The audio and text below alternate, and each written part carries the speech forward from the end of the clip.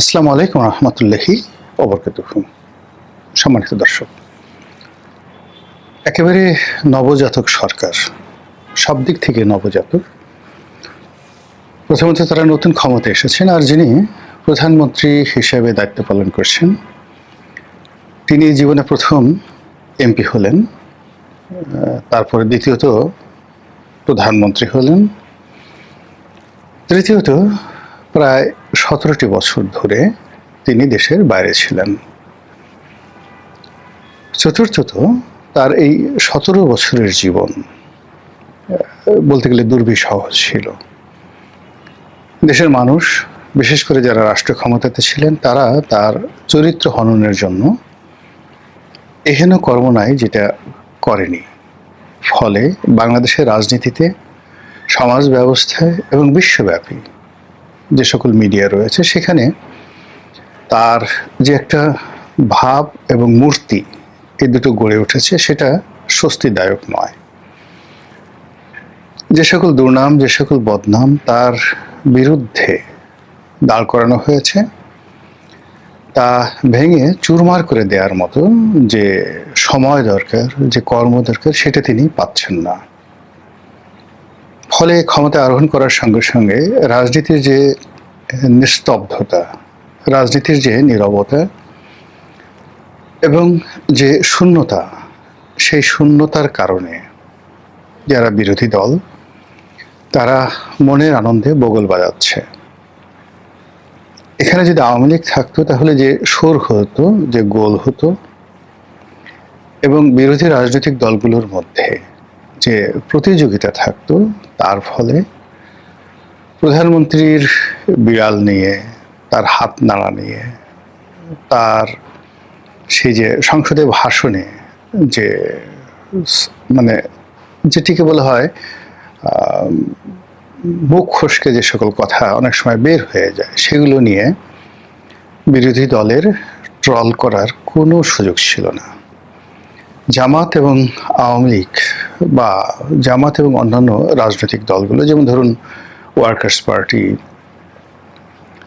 JASAD, communist party, তারা রাজপথে এতটাই ব্যস্ত থাকতো, তো সেই ব্যস্ততার ফলে কি হতো, জামাত তাদের নিজেদের গদি রক্ষা করার জন্য প্রাণপণ চেষ্টা করত। কিন্তু এখন রাজনীতির ময়দানে বলতে গেলে জামাত তুলনাহীন, জামাত একক, এবং বলতে গেলে তারা যা ইচ্ছে তাই করতে পারছে, যা ইচ্ছে তাই বলতে পারছে। তারা তারেক রহমান সাহেবকে নিয়ে গান বানাচ্ছেন, তারা বিএনপি শাসনামল নিয়ে নাটক তৈরি করছেন প্রায় প্রতিদিনই মিডিয়াতে, তারপর সামাজিক মাধ্যমে এমন সব যাকে বলা হয় ন্যারেটিভ তৈরি করা হচ্ছে বিএনপির বিরুদ্ধে, ওগুলো দেখলে যে কোনো মানুষ মানসিকভাবে অসুস্থ হয়ে পড়বে, তারপর কথা বলার শক্তি হারিয়ে ফেলবে এবং অনেকটা খামোশ হয়ে যাবে, চুপচাপ হয়ে যাবে। এবং এরকম ঘটনা এখন সামাজিক মাধ্যমে প্রায় প্রতিদিন হচ্ছে। সংসদ নিয়ে, স্পিকার নিয়ে, মন্ত্রীদেরকে নিয়ে, প্রধানমন্ত্রীকে নিয়ে, প্রধানমন্ত্রীর পরিবার নিয়ে প্রায় প্রতিদিনই শত শত কন্টেন্ট যেভাবে যারা অনলাইন ইউজার রয়েছেন, ব্যবহারকারী রয়েছেন, তাদের সামনে চলে আসছে, তা যেভাবে সাধারণ জনগণ দেখছেন, একইভাবে সরকারি দলের নেতা কর্মী তারা দেখছেন, এবং তাদের মন মেজাজ সঙ্গত কারণেই স্বাভাবিক থাকবে না। তো এই যখন একেবারে শিশু সরকার, 2 মাস যে সরকারের বয়স, আপনি তাকে তো শিশুই বলবেন বা নবজাতক বলবেন। তো সেই সরকারের যে মনস্তাত্ত্বিক রসায়ন, এটিতে বিষক্রিয়া তৈরি হবে, এটাই স্বাভাবিক। ফলে সরকারের সবাই মন খারাপ, সবারই মন খারাপ। এর মধ্যে দেশের চলমান সমস্যা, যেগুলো ইউনূস সরকার তৈরি করেছেন, যেগুলো শেখ হাসিনা সরকার তৈরি করেছেন, সেগুলোর দায় বহন করতে হচ্ছে। $120 বিলিয়ন বিদেশি ঋণ, 5.5 লক্ষ কোটি টাকার খেলাপি ঋণ বাংলাদেশের মধ্যে। তারপর দেশের ব্যাংকিং ব্যবস্থা থেকে সরকার যে ঋণ করেছে, আগের সরকার ঋণ করেছে এবং নতুন সরকার যে ঋণ করেছে সেগুলো একত্র করলে বিশাল একটা সংখ্যা দাঁড়াবে। এর মধ্যে মুদ্রাস্ফীতি হু হু করে বাড়ছে। তো সেই অবস্থাতে যখন সরকার একেবারে হিমশিম খাচ্ছে, তখন বিভিন্ন বিদেশি রাষ্ট্র কেউ বন্ধু হওয়ার ওছিলায়, কেউ শত্রু হওয়ার হুমকিতে, মানে রীতিমতো সরকারকে যেভাবে চাপের মধ্যে রেখেছে, সরকার তাতে করে দিশেহারা হয়ে পড়েছে। একটা একটা করে বলছি। প্রথমে ভারতের কথা বলি। ভারত এই সময়টিতে আমরা যেটা বুঝতে পারি, সরকারের উপরে বহুমুখী চাপ দিচ্ছে। তার একদিকে বন্ধুত্বের বেশি ডিজেল দিচ্ছে, তারপর সীমান্ত খুলে দেওয়ার চেষ্টা করছে, তারা যাকে বলা হয় বাংলাদেশের সঙ্গে যে দ্বিপাক্ষিক সমস্যা এবং অর্থনৈতিক বিষয়গুলো রয়েছে সেগুলো সহজতর করার চেষ্টা করছে, যেটি ইনুস জামানাতে রীতিমতো বন্ধ ছিল। বিনিময়ে তারা যে জিনিসগুলো চাচ্ছে, এক নম্বরে তারা চাচ্ছে আওয়ামী লীগকে রাজনীতিতে পুনর্বাসিত করতে হবে, এবং আওয়ামী লীগের উপর যে নিষেধাজ্ঞা দেওয়া হয়েছে তড়িঘড়ি করে এটাকে তুলে নিতে হবে, যেটি যখন এই নিষেধাজ্ঞাটা দেয়নি তখন বিএনপির জন্য যে সুযোগ সুবিধা ছিল, এখন নিষেধাজ্ঞা দেওয়ার পরে সঙ্গে সঙ্গে বিরোধী দল থেকে আওয়াজ তোলা হবে যে এই ভারতের কাছে বিএনপি নাকে দস্তখত দিল, দেশ বিক্রি করে দিল, তাহলে তো আওয়ামী লীগে ভালো ছিল।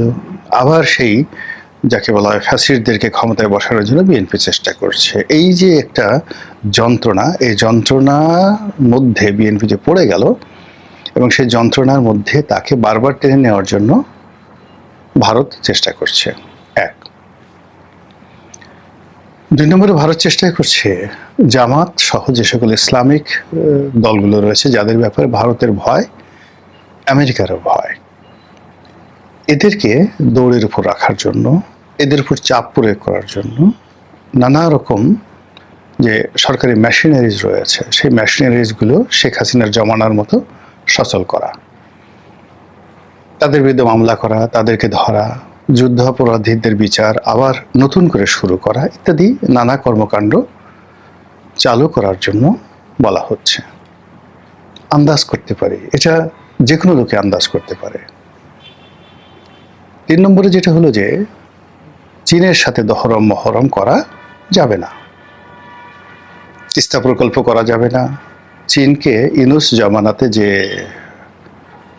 নীলফামারীতে হাসপাতাল প্রতিষ্ঠা করার অনুমতি দেওয়া হয়েছিল, সে ব্যাপারে সতর্ক দৃষ্টি রাখতে বলা হয়েছে, এবং একই সঙ্গে নীলফামারীতে যে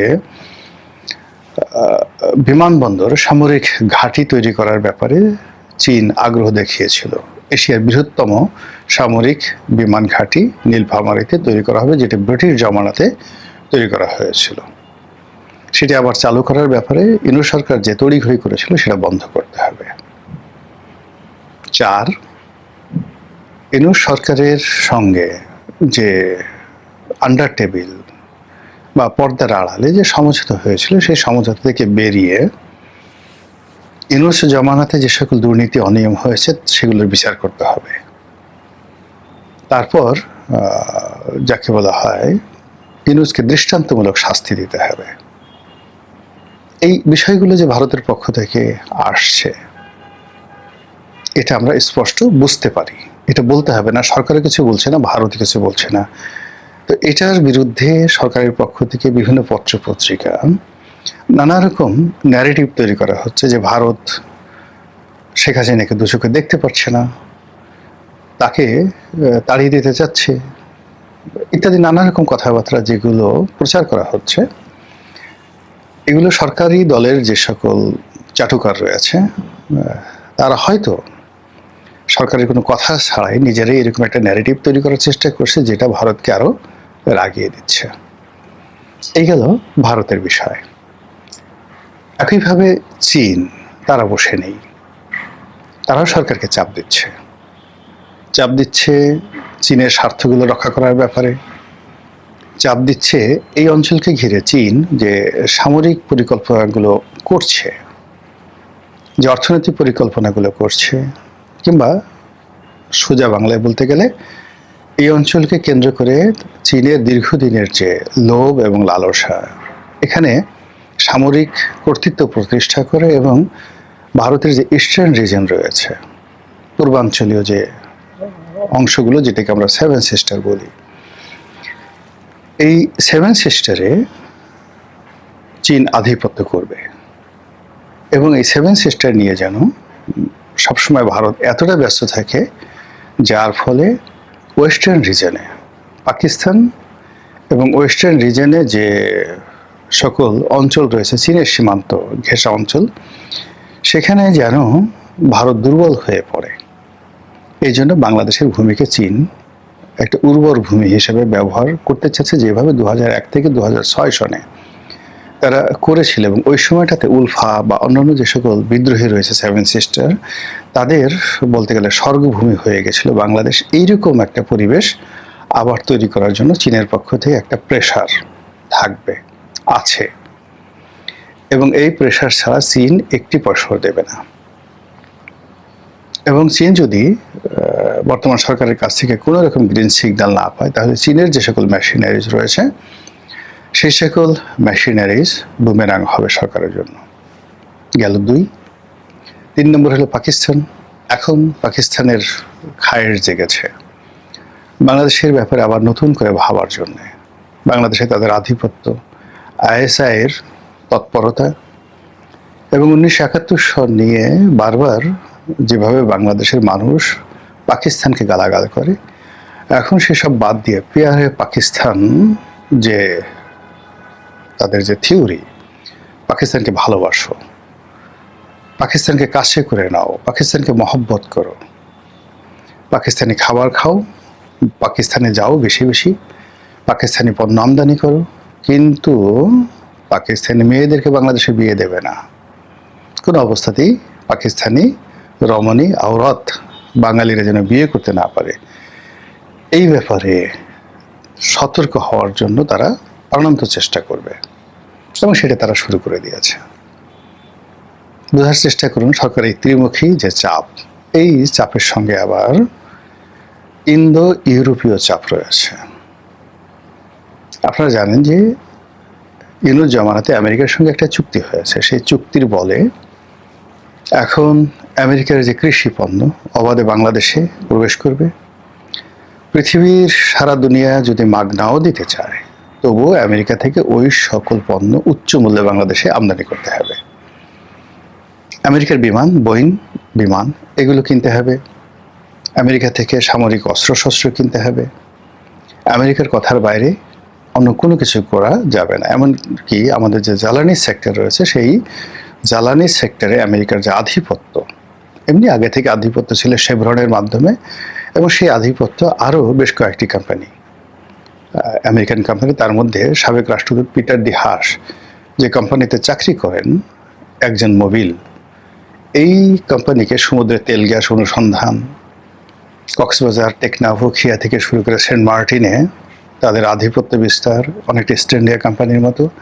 এবং এই কোম্পানির যে প্রোডাক্ট এবং বাই প্রোডাক্ট, সেগুলো বাংলাদেশে আনার জন্য ডক্টর মোহাম্মদ ইউনূস সরকার যে দস্তখত দিয়েছে, সেটাকে হুবহু পালন করা, মান্য করা এবং সেটাকে টেনে নেওয়ার জন্য বর্তমান তারেক রহমান সাহেব এর যে সরকার, সেই সরকারের উপর ডোনাল্ড ট্রাম্পের চাপ আছে।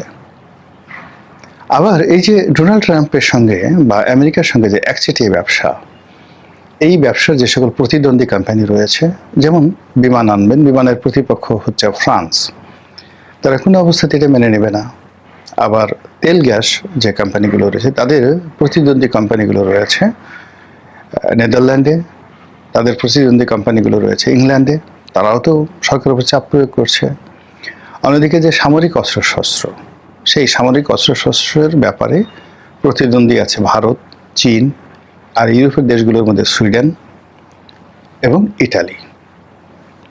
এবং তার সঙ্গে সঙ্গে আবার উত্তর ইউরোপ নয়, এই যে যেটাকে বলা হয় পূর্ব ইউরোপের কতগুলো দেশ, যেমন রোমানিয়া, তারাও বাংলাদেশে যেন অস্ত্র রপ্তানি করতে পারে, এই জন্য সরকারের উপর ইউরোপীয় ইউনিয়নের মাধ্যমে চাপ দেওয়া হচ্ছে। ফলে আপনি দেখবেন যে একদিকে মার্কিন রাষ্ট্রদূত মিস্টার ব্রেন্ট ক্রিস্টেনসেন, তিনি দিদাসে সব জায়গায় ঘোরাফেরা করছেন। আর ইউরোপে যিনি রাষ্ট্রদূত রয়েছেন তিনিও পত্রপত্রিকা, বিভিন্ন সংবাদপত্রের অফিস, টেলিভিশনের অফিস, রাজনৈতিক দলের অফিস, প্রধানমন্ত্রী, বিরোধী দলীয় নেতা সবার কাছে তিনি ছুটে বেড়াচ্ছেন। আর এ সকল বহুমুখী চাপে রীতিমতো কাবাব হয়ে যাচ্ছেন আমাদের সরকারের যারা কর্তা ব্যক্তি। তারা ভগ্ন মনোরথ হয়ে ঘুরে বেড়াচ্ছেন ওয়াশিংটনে, আমেরিকাতে। যে সকল দাতা সংস্থা রয়েছে, বিশ্বব্যাংক, IMF, জাইকা, IDB, তাদের দ্বারস্থ হচ্ছেন টাকার জন্যে। আর সব জায়গাতেই মূলত বলা হচ্ছে যে আগে কিবলা ঠিক করো, আগে স্থির হও কোন দিকে যাবে, তারপরে টাকা পয়সার কথা চিন্তা করা যাবে। অথচ এই মুহূর্তে মানে সরকারের জন্য রীতিমতো টাকার যে সমস্যা, ডলার এবং বাংলা টাকা দুটোরই সমস্যা প্রবল। আর এই যে চাপ, বৈদেশিক চাপ, দেশি চাপ, শারীরিক চাপ, মানসিক চাপ, আর্থিক চাপ, সব মিলিয়ে সরকার একটু ভালো নেই। আর যখন এরকম ভালো না থাকে তখন ভুল হতে থাকে, একটার পর একটা ভুল হতে থাকে, এবং যে সকল কাজকর্ম হতে থাকে সব সুদূর বুদূর হতে থাকে। আঞ্চলিক ভাষায় বললাম এলোমেলো কাজ হতে থাকে, অস্বাভাবিক কাজ হতে থাকে। দক্ষিণে যাওয়া দরকার তো পূবে চলে যায়, পূবে যাওয়া দরকার তো পশ্চিমে চলে যায়। যেখানে ভাত দেওয়া দরকার সেখানে আপেল দেয়, যেখানে আপেল দেওয়া দরকার সেখানে আপেল সিডার ভিনেগার দেওয়া হয়, যেখানে পানি দরকার সেখানে শ্যাম্পেন দেওয়া হয়, যেখানে শ্যাম্পেন দরকার সেখানে দুধ দেওয়া হয়, যেখানে লবণ প্রয়োজন সেখানে মধু ঢেলে দেওয়া হয়। এরকম ভুল মানুষ করে, এবং সেই ভুলই এখন বাংলাদেশে হচ্ছে, এবং তার ফলে রাস্তাঘাট সব জায়গার যে চালচিত্র সেগুলো নিয়ন্ত্রণের বাইরে চলে যাচ্ছে। মহান আল্লাহ আমাদের সবাইকে হেদায়েত দান করুন এবং হেফাজত করুন। আসসালামু আলাইকুম ওয়া রাহমাতুল্লাহি ওয়া বারাকাতুহু।